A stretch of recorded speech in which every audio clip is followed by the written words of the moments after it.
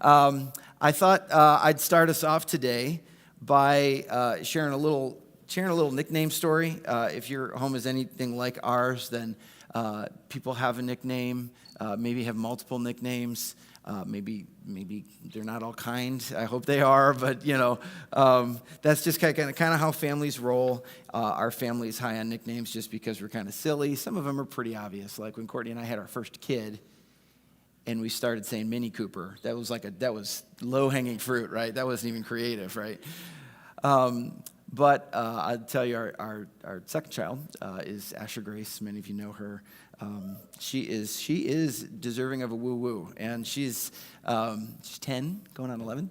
And many years ago, one of her friends, but many years ago, was at the house, and sweet girl, raised in a home speaking both Spanish and English, which is because then there's nuances in how they speak English, right? And so they were playing, and this is several years ago, so they've had to be, I don't know, 7, 6, 8, I have no clue. And they were like playing house or something like that, and her friend is Michaela. Michaela's in charge, she's the mom or something like that. Asher's misbehaving or whatever, and so she tried to take a mom tone. And Asher Grace is, doing her thing, and Michaela says, and she calls her Asher Gratian, which no one had never been said, like maybe ever in our house or anywhere else. And so we laughed about that, and we kept calling her Asher Grayston after that, which eventually sort of melted into me calling her Ashton Gutcher. And then that had its moment until it kind of melded into Goosh. And then that's kind of toggled over to Gooshy, and that's kind of where it is laid to rest. And that's just, I call her Goosh and Gooshy. And I guess you could try it, see how she likes it. In fact, she sometimes when, like, if she'll write me a little note, a lot of colors will be involved, and she'll sign it, Gooshy, with little hearts next to it. It's that precious moment when a nickname is created, right? And as a way of kind of showing you where your and my thoughts are headed this morning, really special place.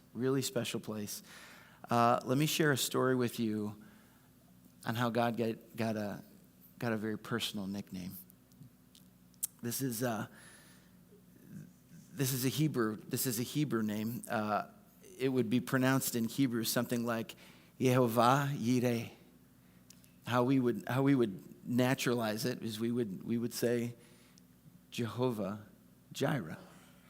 And the moment that this came was way back in the story of the people of God, where the people of God were actually only two people.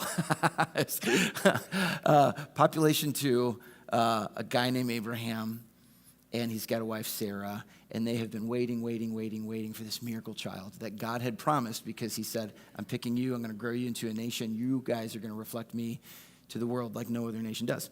And so finally, the long-awaited miracle baby comes. His name is Isaac, grew the population 150% overnight. Now there's 3 of them, right? And then this wild thing happens. God asks Abraham to climb a mountain and sacrifice their son as an act of submission and loyalty and love and worship. It's simply mind-blowing. Abraham has this very difficult choice to make, and he chooses to pin all of his hopes on God. And there he is on the top of Mount Moriah, about to slay his son as an act of obedience. And his son is going to be sacrificed. And just as he is about to perform the act, an angel suddenly appears and stops him and says, God sees that you trust him. You take your son home. He'll provide a different sacrifice. And so a different sacrifice was made that day. And Abraham, out of the depths of his heart, called God something that probably wasn't called before. In fact, he even named that place Yehovah Yireh. Jehovah Jireh. Because it means my God is my provider. And there's moments where we don't see where it's going to come from, but in the nick of time. And I love that word because, like, literally, and I'm not a Hebrew scholar. I just learned from those who are. They will tell you that literally Jehovah Jireh has this really cool thing where it also has this dimension where it can be translated, he sees. He sees and he will see to it. I love that. Jehovah Jireh. He sees and he will see to it. And as the people of God grew, that name stuck. Jehovah Jireh, because the theme of a God who will always take care of us runs all the way through the story of the people of God. He knows our deepest needs. He is aware down to the details. Our God is a providing God. Did you hear that? He is a providing God.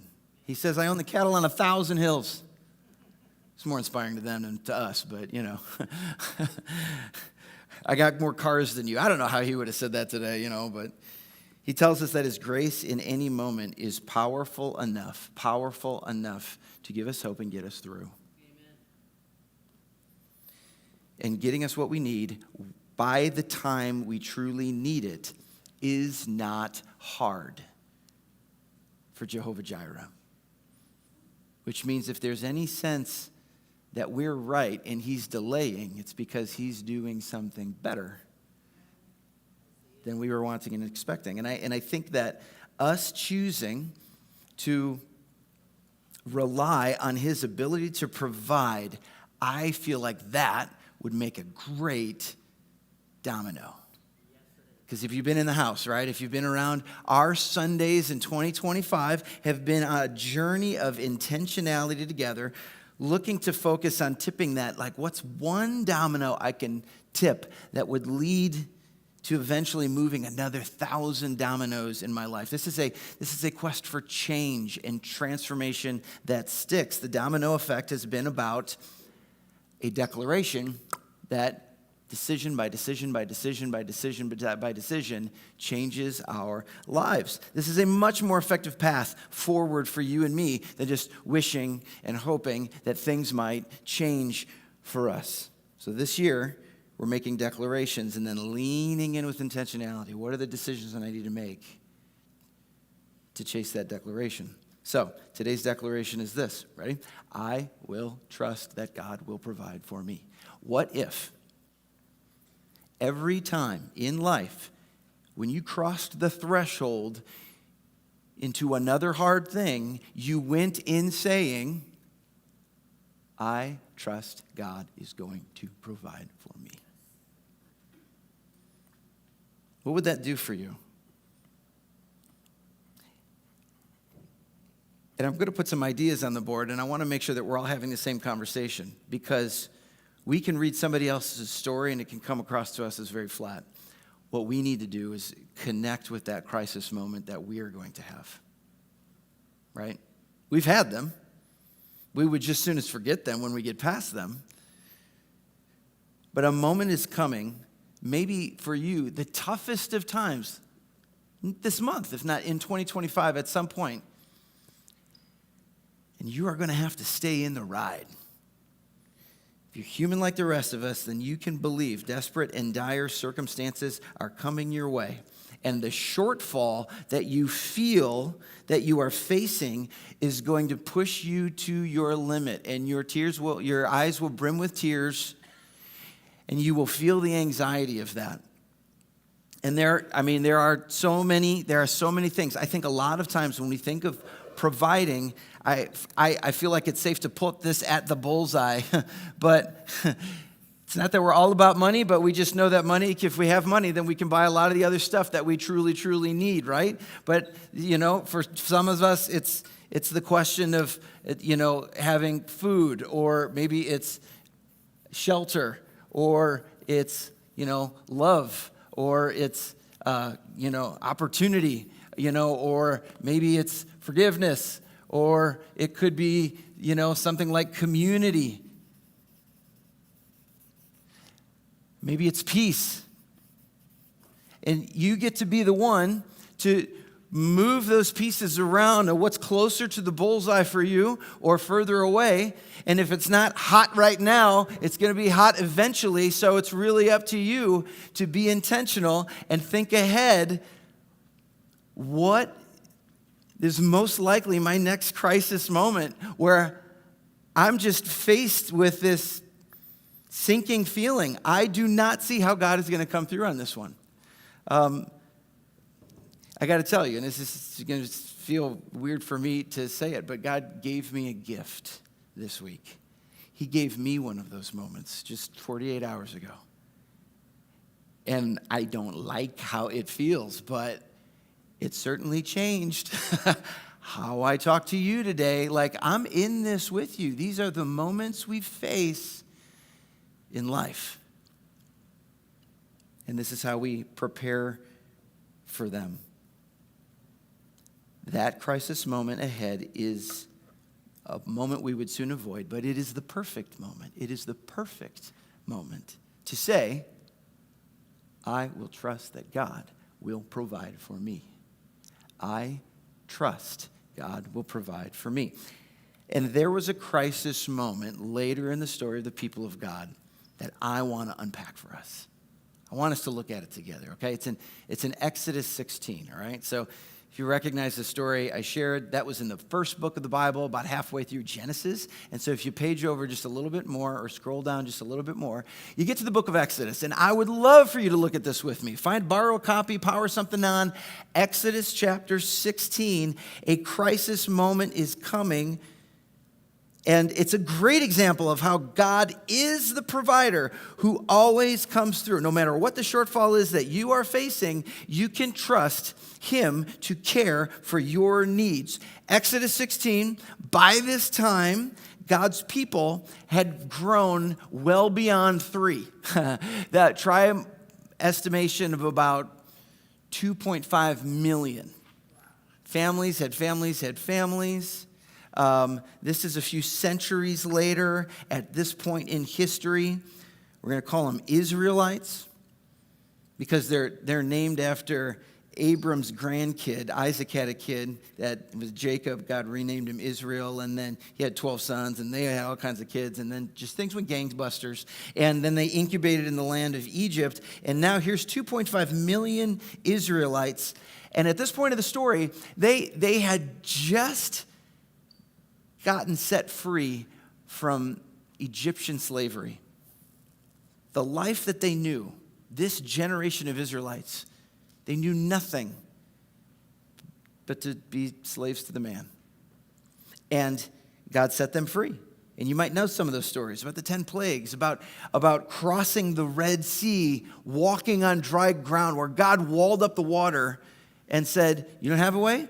Jehovah Jireh can make a way. Zip! And they just walk through. And they're like, what about those guys? And then halfway through, oh, no more guys, and then they're just going to keep moving. And they're moving in faith toward the promised land. God said, I'm going to give you a land. I'm going to give you, and I'm going to pick a good one, right? And so that's where they're going. They're about a month into the journey at this point, and they're crossing through the wilderness.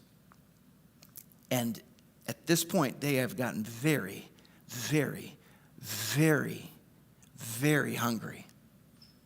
It's understandable. So we're diving into the passage at verse 11, and what I want to do is I want to start with what Jehovah Jireh does. He provides a miracle. Verse 11 says, then the Lord said to Moses, this was their leader, I have heard the Israelites' complaints. Now tell them, in the evening, you're going to have meat to eat. Like, I'm done. I'm sold, right? That's as good as an Arby's commercial, right? In the evening, you will have meat to eat, and in the morning, you will have all the bread you want. We're in the middle of the wilderness. Take my word for it, and then you will know that I am the Lord, your God. And that evening, vast numbers of quail flew in and just covered the camp. Take all you want. And the next morning, this is crazy. The area around the entire camp was wet with dew. And when the dew evaporated, a flaky substance as fine as frost blanketed the ground. And the Israelites were puzzled when they saw it. And they said, what is it? And they just kept saying, what is it? Until they thought, that would be a pretty good name for it. And the Hebrew word manna basically means, what the what? Like, it's just, what is it, right? They had no idea what it was, and Moses told them, that's the food the Lord has given you to eat. And the Israelites called the food manna. It was white like coriander seed. It tasted like honey wafers. And the miracle really isn't done. We're going to unpack more as we go on into the chapter. But you can bake it, you can boil it. Like, it's just like this all-purpose, it's food. Now, the first thing we got to do is we just got to acknowledge the miracle. Sometimes we just need to read a miracle and go, wow. So let it out. 1, 2, 3, go. Wow, thank you. Like, providing everything we need for ourselves, very hard for us. Ridiculously easy for God. I see you guys are hungry. How about I invent a food? Like, that's much better than the next drive-through and something shaped like a nugget, right? Like, I'll just invent a food. Well, how are you going to get it to us? Oh, I don't know. I thought I'd like stir it into the clouds and just, express route it to you every morning, make it land right on the X. You just go out and scoop it up. It's miraculous. God is the provider, isn't he? He always comes through. No matter what shortfall you're facing, you can trust him. But the question remains, will we stay in the ride long enough when our situation is desperate, when our situation is dire? You and I know this. You can't just declare that kind of trust on the front end and everything's going to be cool. You have to follow it up with action, right? And so what I want to do is I want to unpack Exodus 16 together. And we're going to unpack this miracle of the manna together. And along the way, I want to give you 4 helpful questions that you can ask yourself on your journey. Maybe for you, it feels like a wilderness journey. 4 helpful questions you can ask yourself so that in your crisis moment, you will be able to verify that even in this, I trust that God will provide. We don't want to just be whimpering, God's got this. We want to actually believe it and staying in the ride long enough to be able to witness it. So here's question number 1, okay? You may want to write this down. Question number 1, you can always ask yourself. When you're running dangerously low, maybe you're all out, ask yourself this question. Am I complaining? Am I complaining? The Bible says that as far as the Israelites go, when all their tummies were still rumbling, it says the whole community of Israel complained about Moses and Aaron. You ever had somebody complain about you and not to you? That's kind of annoying, right? Yeah. Shows a certain level of character. They're complaining about Moses and Aaron, and this is what they were saying. If only the Lord had killed us back in Egypt, they moaned. There we sat around pots filled with meat and ate all the bread we wanted, but now you have brought us into this wilderness to starve us all to death. Like all of us get a little hangry from now and that, time to time. That happens. But do you see what like chronic complaining can do to your perspective? I wrote some words down as we look at what we just read there. I wrote down audacious.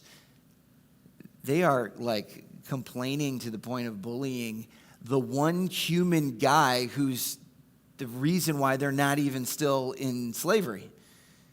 I wrote down suicidal. You know what? Forget all this. Forget the hope of a promised land. Wish I'd never seen the Red Sea. We would have been better off had we died in Egypt. That'd be better. You screwed all this up. Okay, Lieutenant Dan, that's where I was supposed to die. I wasn't supposed to, none of this stuff. I wrote down delirious. What do you think of this? Remember in Egypt, we sat around all those pots of meat and vegetables and all the bread we wanted. It was so awesome in Egypt. Okay, forget much? You were prisoners? Remember, you spent all day making bricks so they could make triangles, and then when they got moody, they said, leave out some of the ingredients. You can only make it with clay, and they didn't care about you. Oh, it was so awesome in Egypt. Why did we even do this? So much meat. There's so much good. You've gone insane. I wrote down one more word, accusatory. But now you have brought us into this wilderness to starve us all to death. You maniacs. You bullies. How could you? You brought us here so that we could have a painful, long, torturous death. All of this is stemming from a complaining heart. And the annoyance of our circumstances can warp our perspective. Let me say that again. The annoyance of our circumstances, and I don't want to take that away from you. Annoying, okay, I've had them too. They can warp our perspective, how we take in reality. They can warp it like a funhouse mirror. There's only a shade of truth in there, and the rest of it, it's just not real. And as I wrote down funhouse mirror, I realized it's probably a generational thing. Some of my younger friends have probably never seen a funhouse mirror before. So let me say it this way. Fun filter, okay? That's, you know, how you do that stuff to your face where it's like not even you anymore. So, and I know some of you, I don't want to offend you, you feel like you're making yourself look pretty, but it's like, okay, your eyes are not that big, okay? So I'm just saying, it didn't, you know, met the real you, and it's like, oh, okay, all right, I'll take your word for it. So anyway, changes our perspective, warps our perspective. This is what complaining can do. And I just want to ask about you. Like if I interviewed your family or if I interviewed your close associates, what would they say? Man, glass is always full for that gal. Or would they say frequent complainer, constant downward statements, generally neutral to negative?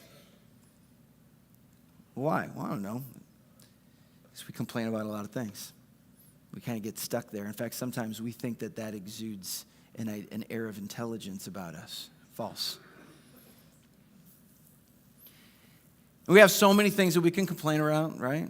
Complain about, I don't know, government. We complain about the state of NFL refereeing and why that's clearly why my Chicago Bears are not in the Super Bowl today. Like that's... But hey, you know, not complaining, you know, just saying. Don't we love that? Or just saying, like that undoes everything we just did, you know, just saying. We complain about, you complain about the man, complain about the weather, we complain about the spouse, we complain about the other drivers, we complain about the economy. And you may say, listen to me, you may say, oh, I trust God. Your spirit of cynicism is not selling it. Your spirit of cynicism, your constant complaining is actually expressing this. Woe is me, there is not enough. It's not enough for me, and I'm not going to be okay if things stay the way they are. I want you to look at verses 6 and 7. It says, so Moses and Aaron said to all the people of Israel, hey, he's heard your complaints. Which, by the way, that should give us some pause, right? He can hear that. He can hear you. He sees the faces you're making. He says, the Lord has heard your complaints, but this is what stuck out to me. Which are against him, not us. What have we done that you should complain about us? Boy, should that give us pause. Do not deceive yourselves. You cannot be chronically negative, downward, glass half empty without God taking your complaints personally. And so I just want to give you a question to ask yourself. If you are declaring, I will trust that God will provide for me, it has to follow up with the kind of actions that give an affirmative, a positive response to this question. Well, okay, are you complaining? Because your complaining doesn't exude belief and trust. And if this is something for you, then we got to ask this question. What would it be like to turn it around? I'll just very quickly, I would say it this way. Hear about what you're saying and what it's not adding to the atmosphere, but actually what it's corroding in your relationships and the people you hang out with and the spaces where you are. And think about what it would be like to, instead of being a person who is full of downward statements and occasionally your friends have to force you to admit that there are a few things that are good out there. What if instead you worked your way to the other end of the spectrum and you became a person who everything that came out was helpful and beneficial to the listener, that you found a way to make upward statements to the point where your closest friends would have to force you to once in a while acknowledge there are a few bad things out there, bro. Think about crossing that spectrum, and maybe we can answer the question differently. So question number 1, am I complaining? Here's question number 2. Am I obeying? Do you want to prove that you are trusting God to provide for your needs? It's a great question. Am I obeying? Let's jump in. Verse 16 is leading up to the miracle.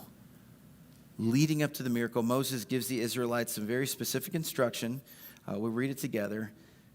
These are the Lord's instructions. Each household should gather as much as it needs. Pick up 2 quarts for every person in your tent. And so the people of Israel did as they were told.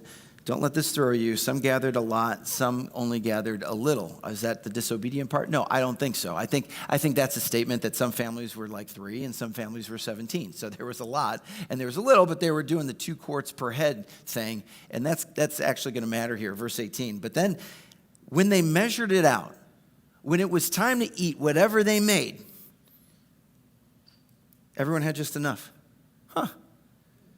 And those who gathered a lot had nothing left over. And those who gathered only a little had enough. And each and every family had what it needed. Isn't that wild? Like, if your family's like mine and we're going to Wendy's, we just kind of know that our family is just going to be very different from our family. Because I got a 7-year-old who can totally out-eat the almost 9-year-old. I got a 14-year-old who eats like he's in a competition. And then I'm here, Courtney's here, and we just kind of put things in bags, and then we just kind of wait, and see, once everybody's had enough fries and ketchup, then it's like, oh, you finish it up, and that's enough for us, right? But every family is different, and yet, look at that.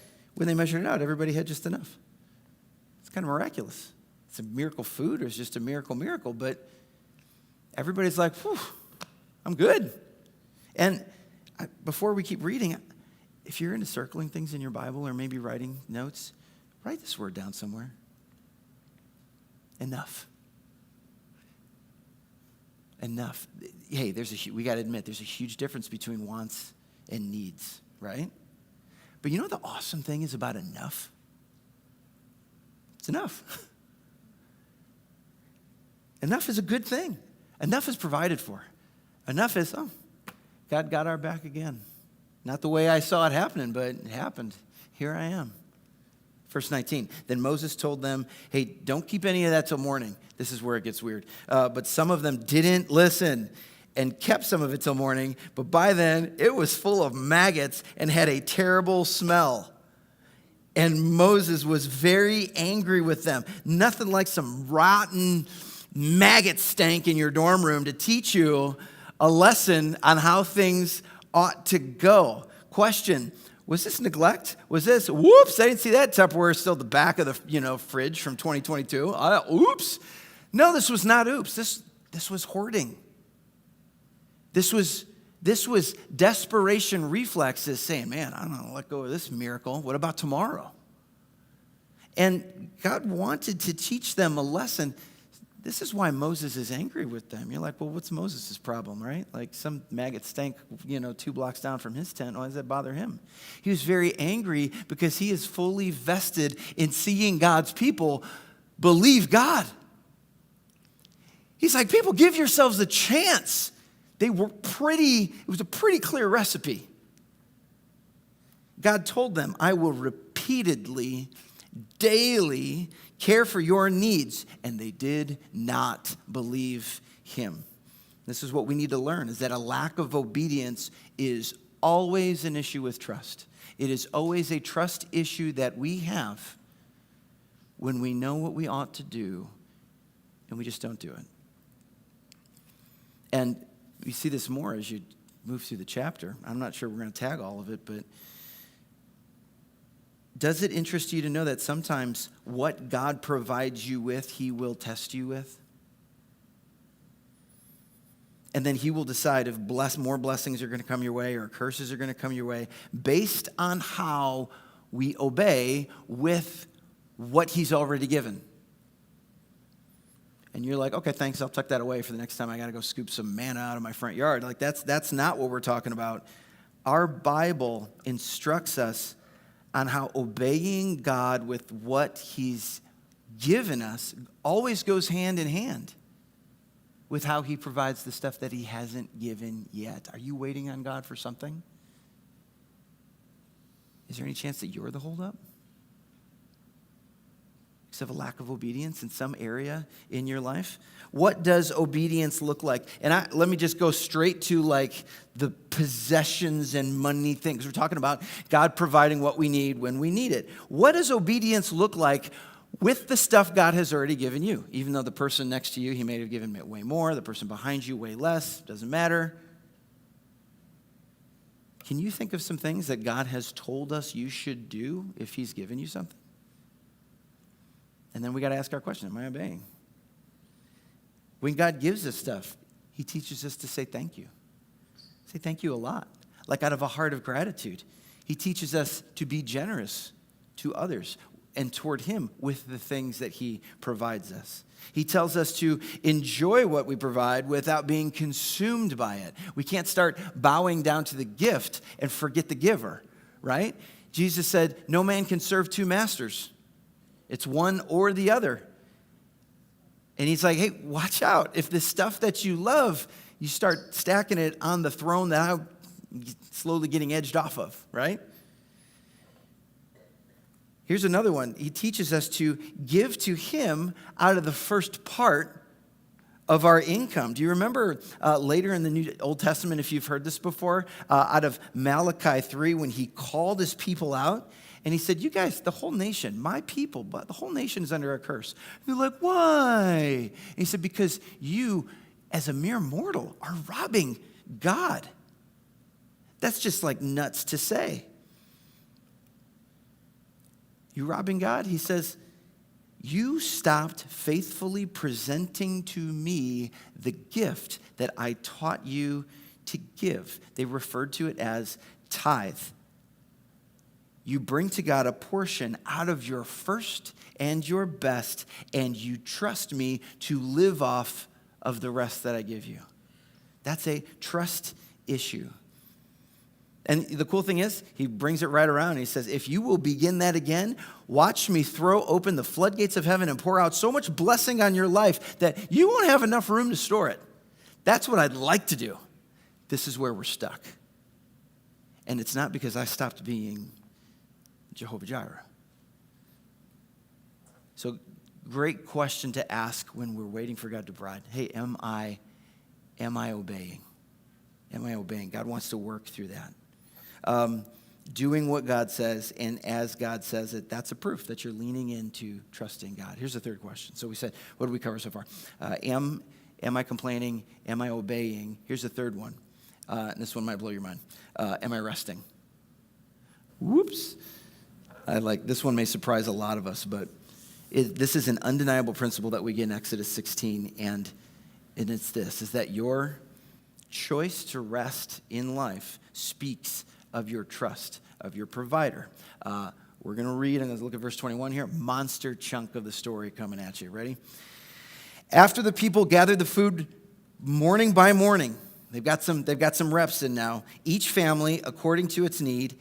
And as the sun became hot, the flakes they had not picked up, it just melted and disappeared.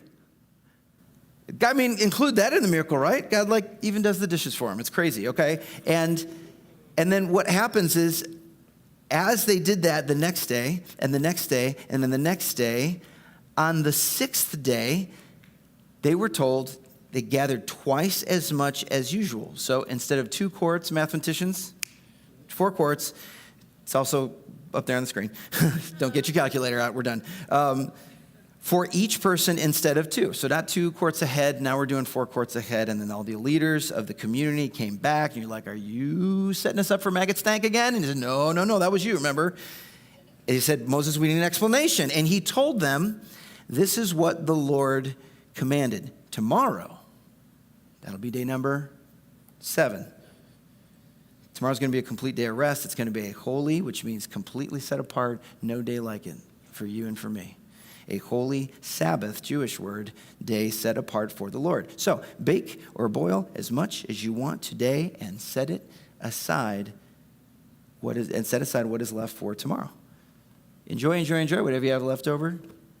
It'll keep. And so they put some aside until morning, just as Moses had commanded them. In the morning, the leftover food was wholesome, and it was good, without maggots. That's a win. Without odor. And Moses said, eat this food today, for today is a Sabbath day dedicated to the Lord. There will be no food on the ground today. And then some of the people went out anyway. Oh, I love it. Some of the people went out anyway on the seventh day, and no food.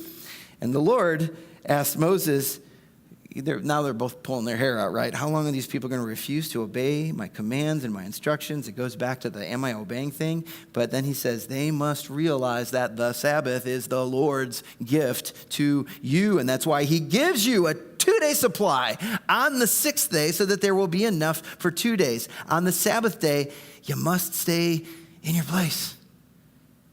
Crazy people, stay in your place. Do not go out and pick up food on the 7th day. And so the people did not gather food on the 7th day.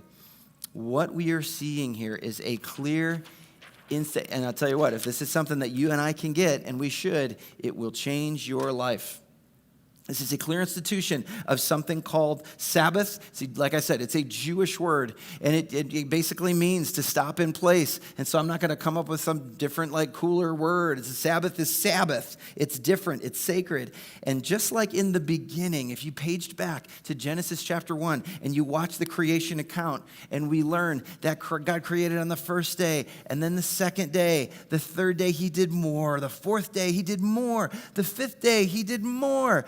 The 6th day, hello, beautiful, here we are. And then the 7th day, it says that God rested. He set that day apart as a God who never gets tired, doesn't have a need, doesn't do like we do and drive ourselves into a need for recovery, desperate need for a nap that will never be enough.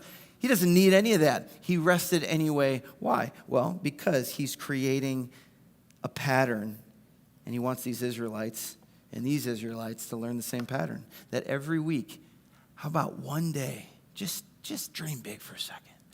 What if you got one day to just be restful? And that doesn't mean you have to stop and pause, and it just means restful.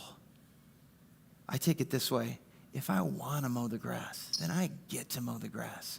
And if I don't, the grass will be there tomorrow.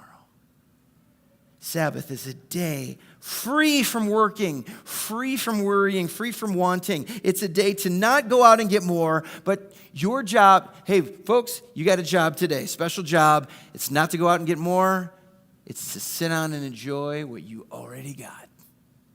It's a day not to go out and accomplish more, but a day to celebrate what we already got to accomplish in days 1 through 6. Why does God care so much about teaching these Israelites to rest? Why this lesson now? I think it has something to do with the fact that they still consider themselves professional laborers. Just a month ago, all we knew was building bricks. It was a life of toil. And so this is something that their heart needs to learn, and he's teaching them through the menu. The problem is it's 2025, and we probably still need the same lesson as badly as they do, right? These guys didn't understand. PTO is about as foreign to them as manna. So this is all new. They wouldn't know the first thing about setting up a hammock, much less how to devote themselves to an entire day of just restfulness and enjoyment. But the life that God is leading them to, part of the promise, and the life that God is leading you to, it's one where we allow him to prevent us from driving ourselves into the ground. And we see it in so many ways in this passage. The Sabbath is, verse 23, it's a day set apart for the Lord and what he wants it to be. It is, in verse 25, it is dedicated to the Lord. So far we know we got to treat it as sacred and special. Give him what he wants. But he also says what we read in verse 29, the Sabbath is the Lord's gift to you. It is a gift. Let him give you a gift. And 4 chapters later, Exodus 20, we're going to establish 10 commandments, and he's going to keep the Sabbath and preserve its holiness in your actions. He's going to put that up there in the top 10 right there with do not murder. Wow. How much he wants us to rest in his care. And I know that I'm going from preaching to meddling here, but we got to ask this question. If you are trusting God to provide, are you resting? Because if your time off is so full of you staying on, if you use your day off to sneak back into the office and get a few more things done, if you respond to every ding and bang that your phone makes on your time to unplug, if for your time to rest in God just keeps getting overrun because your heart is still obsessing over the very same to-do list that you worked on all week long. Listen, what that means is that you're trying to be a machine that never stops, not a human being that was created in the image of God. Or maybe another way to say it, I heard this said, that you've got 6 days to be a human doing. And there's a day, there's a time, there needs to be a break where God wants you to be a human being. Just being. Don't succumb to the pressures, the pace of society, and end up telling God, I could do better than you in 7 days, what you were trying to pull off in 6. We don't have to do that. What that means for us is we learn the pattern of work and then rest, work and then rest. And you know what? Eventually what happens is we start working from our rest, which is such a better way to work than working for our rest. If we're trusting God, then we're resting because it means we're resting in him. Final question. Am I testifying? I had this as I'm sharing, but that we talk so much about possessions and I want you to get confused. Yeah, we talked about generosity. No. I mean sharing audibly. The word testify, for you might have grown up and that was just a church word for you or maybe a legalese word for you, but testify is any time that you speak out to something that you have personally witnessed. That's what it means to testify. This is why we do this in court, in order to get down to the truth of the matter. People stand up and swear they're telling the truth, and then they testify to all that they've experienced, seen, heard, yada, yada, yada. Look at how much time God gives them, these Israelites, to get up close and personal with his ability to cover their needs in any unique way that he likes. Verse 35, so the people of Israel ate manna for 40 years until they arrived at the land where they would settle. They ate manna until they came to the border of the land of Canaan. And then, just turn it off. I heard this question asked, so is that all they ate? Quail and manna and quail? Wow. Well, we talked about the difference between wants and needs, right? But I would also just say this. The 40 years they ended up wandering in the wilderness, they absolutely bumped into other, first of all, they had their own livestock. Don't forget that. So there's all that menu going on, and they're crossing into other tribes and people and stuff, and people traded all the time and whatever. But this is kind of in District 116, my kids always have a lunch they can count on when they go to school. And if we send them with a snack or we send them with lunch, then they have that. But even if they don't have that, they still got this. They are covered. God covered them miraculously for 40 years. Every day they are given to erase the question, but what about now? Will God cover us? And check this out. It's almost a footnote on the story. Verse 32. Moses said, this is what the Lord has commanded. Fill a 2-quart container with manna, and I want to preserve it for your descendants. This one's for the road. Then later generations are going to be able to see the food I gave you in the wilderness when I set you free from Egypt. And eventually, it says they placed it in the Ark of the Covenant. The thing that I want us to extract from that, of that, is this. You and I ought to be finding a way to tell the story to somebody else how God has provided for you. And if he came in big and you got the peace, you got the money, the bill was paid, the community showed up, whatever it was that you were aching for in your crisis moment, when God took care of you or showed you that you actually didn't need it, but you're here today to tell the story, we should be finding a way to tell the story that somebody else will be encouraged. When we testify, what we are doing for the people is we are making visible the sometimes invisible work of God for other people and also for ourselves. How many of us know that once in a while we need to preach to the mirror so that we get our butt in gear and we move in the right direction? Testifying means providing evidence of God's influence and God's goodness in our life so that others can see it and be inspired by it. He put it in the Ark of the Covenant. You know why I love that so much? Is because in the future, God is going to send these people into battle. And they weren't like some trained warriors for generations, remember? Ex-slaves, pitchforks and shovels. But God would send them into battle, and the people of Israel always looked severely undermanned, severely under-equipped, severely underprepared. But you know what they would bring with them into battle? They would bring this golden box that they would carry on poles, and this was, according to God's specifications, the Ark of the Covenant. And inside was that copy of the Ten Commandments that Moses brought down from Mount Sinai, and Aaron's rod that helped perform the 10 plagues even long after Aaron was gone. And there was one more thing in the box, 2 quarts of manna that apparently never got maggots because it's not hard for God. I love that they went into battle, this physical manifestation of God's presence and God's power in their lives, saying, God's got this. God's always had us. And God's not going to stop having us now. And so I just want to ask you, why not go into your next battle with the confidence that God has provided powerfully before? And if you're not coming up with stories, then ask your neighbor. This is why we do church. He has provided powerfully before.